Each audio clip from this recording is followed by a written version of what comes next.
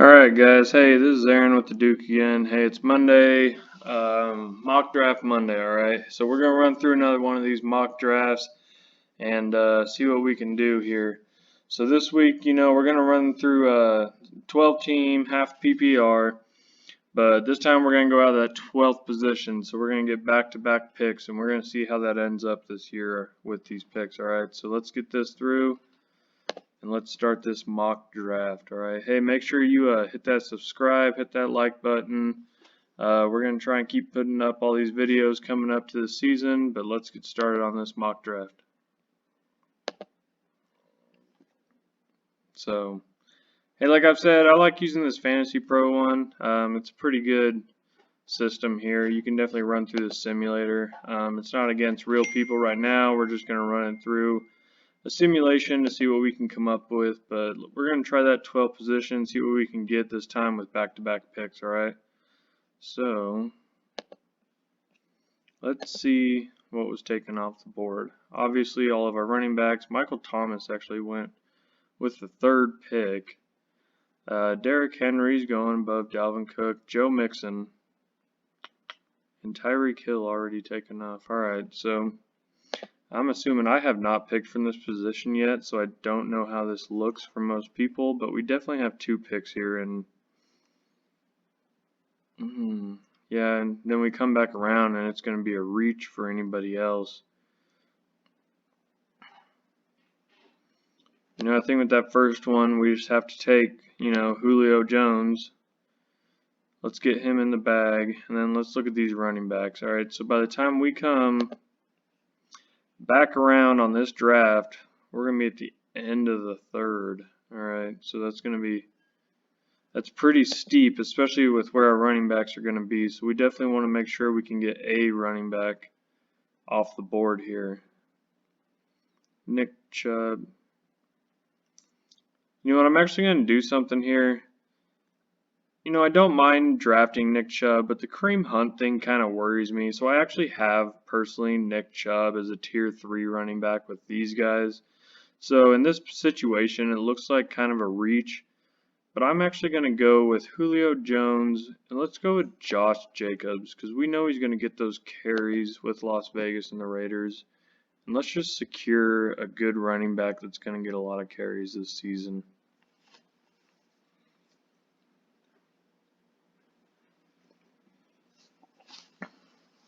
Alright. So we went Julio, Josh Jacobs, then the running backs, Travis Kelce, quarterback, George Kittle. Man, Robert Woods is starting to go a lot earlier now in these drafts, but don't see Cooper Kupp, which is kind of surprising because I think in any real draft, I think we all know that I think most drafts that you're in, Cooper Kupp's actually going to probably go before Robert Woods does in your real draft. So that's just kind of things to pick up on in a simulator. But, I could be wrong. It depends on who sees it. Patrick Mahomes is gone. So we definitely have that wide receiver run here. Obviously, first thing we always want to do is we want to check our running backs, all right? Yeah, and see Cooper Kupp. Still there. Chris Carson, his injuries, Melvin Gordon. So we definitely have 2 back-to-back picks here. Let's go ahead and take that receiver again, because out of these positions, we know that Cooper Kupp is a pretty safe pick, barring any injuries from the Los Angeles Rams. We definitely want to look at these running backs, but I'm just not too, anything further is a reach, and I'm not too comfortable with Chris Carson or really Melvin Gordon, James Conner. So, we might actually go, well, the quarterbacks are gone. Mark Andrews and Zach Ertz. This is too early for me. I won't be drafting them. We actually might end up having to take quite a few receivers in this one, but just based off of our circumstances here, I think that's the best bet we have.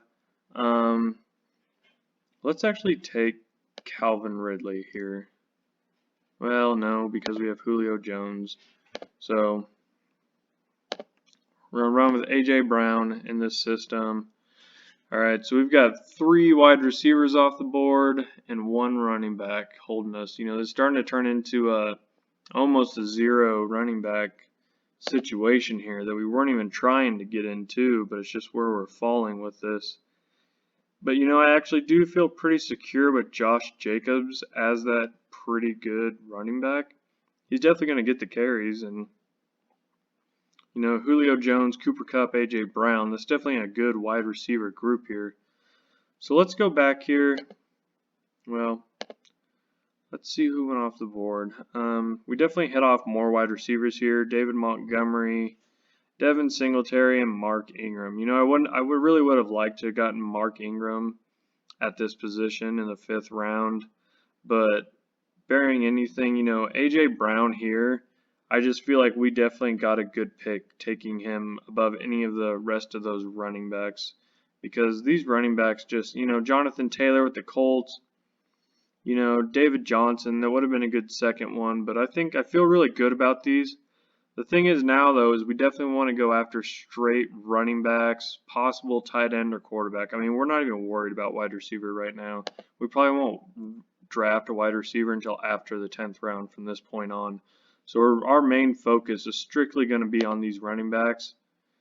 You know, I like Kareem Hunt. If you've watched my videos, I like drafting him here. So we're going to take a run on Kareem Hunt. Evan Ingram, Tyler Higbee, Hunter Henry, you know, I'm kind of staying away from these guys. Evan Ingram is definitely somebody who could be a great tight end, but there's just too much question mark and risk there. Let's look at these We do have Dak Prescott, all right, and Russell Wilson here. And, you know, if there's anything that's going to offset this team currently that we're drafting at, we got that second running back. No, it's not, you know, he's not a starter. It's not looking good. But if anything's going to help us here, it may be a quarterback that's going to put up a lot of numbers this year. And Dak Prescott might actually do that again this season. All right, so we don't want to jump any running backs that we think, you know, this is going to be a share. These are all kind of shared. I know Jordan Howard should probably be there after this round, possibly. And I want to take a risk at that quarterback. You know, usually I don't draft quarterbacks that early, but let's just see what happens when we do that. I want to see what running backs are actually left over when we go for that quarterback move.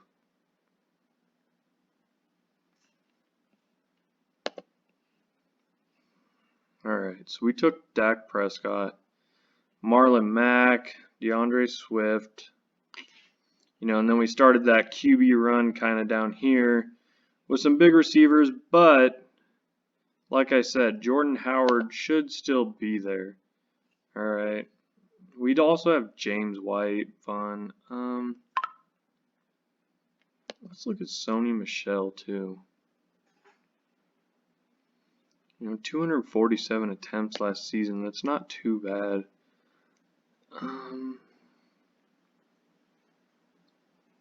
Well, we get them both, actually.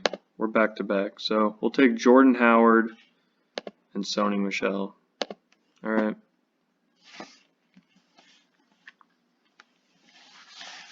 So this running back situation, it is a little, you know, a little shaky here. I personally don't like it. I'm not going to try and lie in this video and say that I'm liking the way that this draft is going just to sound like I'm doing a perfect draft.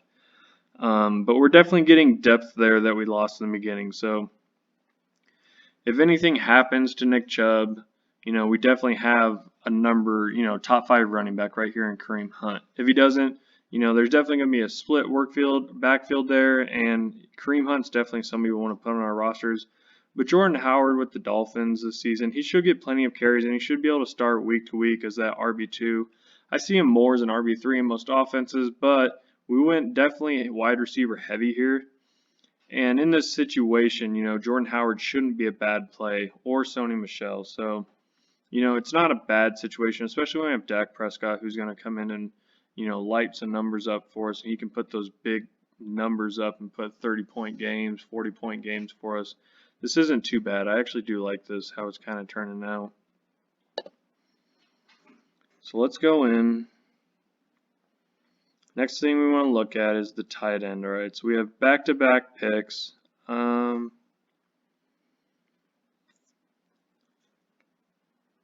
No, we have Julio already, so we don't want that situation.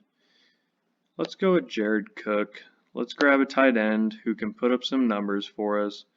It's not too bad. There we go. Hey, look at that. Fantasy Pros likes it. Not that we really pay attention to what Fantasy Pros thinks, because they're not going to like anything that we have by the end of this draft. But well, let's get another running back in here.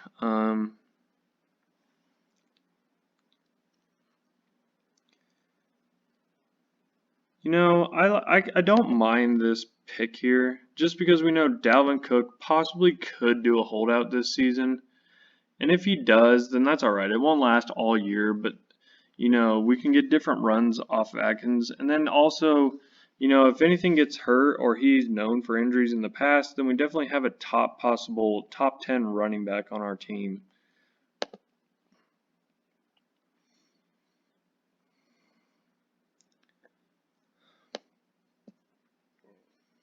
So here we go. Like I said, we definitely went wide receiver heavy, but like I also said earlier in the video, we had no interest after these 3 wide receivers to even take another one. I mean, there was just no reason for us to, and we're actually almost the second team to do that. So we have Stafford F-150 over here, but he actually kind of did the same thing, right? He ended up with almost an RB0 team.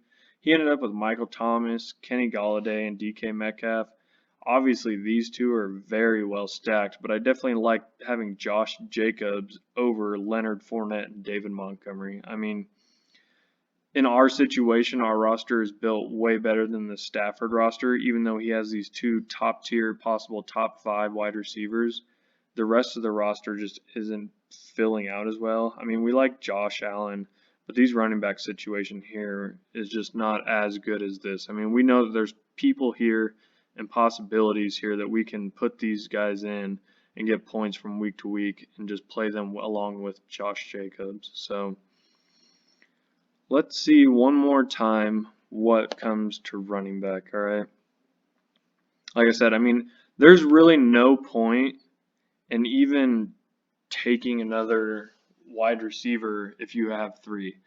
Personally, I wouldn't mind leaving my last 2 picks or 3 picks as wide receivers. I'll even draft a kicker and a defense with it, because the point is that those 2 or 3 wide receivers that you draft on your bench, one might hit, but most likely all 3 of them you're going to end up dropping to waiver wire eventually in the season, and they're kind of a wasted pick. So I would much rather take a risk at, I mean, even tight end. If you just don't feel comfortable with that Jared Cook pick at tight end and you're like, man, you know, I'm not feeling it. Maybe I'll take a chance on, you know, Hawkinson or Fant going off this year. Add them. I mean, you have the depth for that. Don't worry about wide receiver if you have 3-star wide receivers like that, because the injury to wide receiver other than last season is almost rare. But right now, you know, let's take Chase Edmonds, all right? And, you know, I don't mind Chase Edmonds as a pick, especially that Arizona offense. I've talked about in my other videos with Kenyon Drake. He's not going to go anywhere. He's going to get quite a few touches. And if anything was to happen to Kenyon Drake, we saw it last season where they really didn't have a problem running, you know, 2 or 3 running backs into that system, and they still pick up points on a weekly basis. So I don't think it's the last time we actually see Chase Edmonds put up points. And he may be able to do that a couple times this coming season. So, all right. Oh, we have another pick. So like I said, let's look possibly at this point. Let's just see what's at wide receiver. And you know what? I actually do. If you watch my other videos, I've been taking Henry Ruggs. I don't think he'll, you know, be anything legit and take off in his first season, but he has the possibility of actually picking up quite a bit of yards in that offense, because there's really not a star wide receiver. The Antonio Brown thing didn't work out, And then after the Amari Cooper, it looks like they've kind of been searching for that player. And there really just isn't anybody other than Waller to pass the ball to a tight end. So I think that he might actually see quite a few targets out of those rookie wide receivers this season. So, other than our first 3 wide receivers that we took in the first 4 rounds, this is our first wide receiver off the board since then. And I really don't mind how that panned out, So let's look back. I know we still are possibly questioning our tight end. We still need a kicker and a defense, which that'll conclude the end of our video. But you can never have too many running backs. So based off of what your league sets up, whether you can have 5 or 6 at each position, we've already got our 6. All right, so well, I guess we'll just take possibly another receiver here. Let's see. Preston Williams.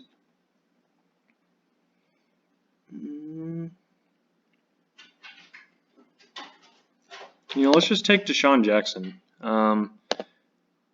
He didn't play that much last year, but like I said, at the end of this draft, it really doesn't matter. So going into the first 2 or 3 weeks, if for some reason somebody on your roster doesn't play and Deshaun Jackson is actually still playing and he's not hurt by that time, he's definitely somebody that we can just plug into our flex and hope he catches, an 80-yard bomb for a touchdown and we win on that situation. So it's not a bad person to have on your roster. And then even if he does do that, you can use him as trade bait the following week. So everybody's going to think Deshaun Jackson's ready to get. There's always going to be one person who thinks that Deshaun Jackson's back, even though it's 2020 and he's not even going to play possibly the full season. But all right, well, hey, let's just run through these kickers and defense real quick so we can look at the end of this roster. I'm not paying attention to either of these that I'm picking right now. It's not a big deal. But like I said, first, we don't care what Fantasy Pros say. We don't go off their boards. Surprisingly, this is pretty high for Fantasy Pros. Unless you take the top pick in every single portion of the draft that's available that they recommend, then they're going to say no. So don't even follow Fantasy Pros if you use this one. It's not a big deal. But hey, like I said, Dak Prescott, we've got a possible top 5 quarterback here. Josh Jacobs, a top 10 running back. Our running back situation after that, it's kind of questionable for our RB2, but we did add a lot of good depth here, all right? So between Kareem Hunt, Jordan Howard, Sony Michel, Madison, Edmonds, somebody in there throughout the season we should be able to plug in on a weekly basis, and eventually one of these guys should kind of take over a decent lead role, okay? So we're not too worried about that because we got Julio Jones, Cooper Kupp, and A.J. Brown, which, I don't know what's going to happen this season, but going off stats from last season, all 3 of these receivers are top 10 wide receivers. So we have 3 top 10 wide receivers in a 12-team league. So that leaves only 9 other top 10 for the rest of the teams, and we're holding 3 of them, with the possibility of Dak Prescott and Josh Jacobs bringing us in good points weekly. So, like I said, that's kind of some of these positions. Looking at this roster, I know that we're not going to have to worry about wide receiver, maybe tight end, but I don't think so. And we're not going to worry about quarterback. So the only position when it comes to waivers this season that we're even going to be looking for and possibly changing out or looking for a trade in, it's really just going to be this RB2. And that's really kind of how you want to set your roster up, because we have boom players like I talk about. Dak Prescott can put up big points in the game. Julio Jones can put up big points in the game. A.J. Brown has been known to catch a deep ball and put up big points in a game. Cooper Kupp catches touchdowns like it's nobody's business. And really all we're looking for is this RB2 that can consistently give us, that 10 points a week, 8 to 10 points. And they really don't even have to put up that much. We just need somebody who's consistent here, which might actually end up being Jordan Howard in that role. So, all right, guys. Hey, like I said, this is Aaron again. Hit that like, hit that subscribe, and this is your Mock Draft Monday. So thanks for watching, and tune in next week.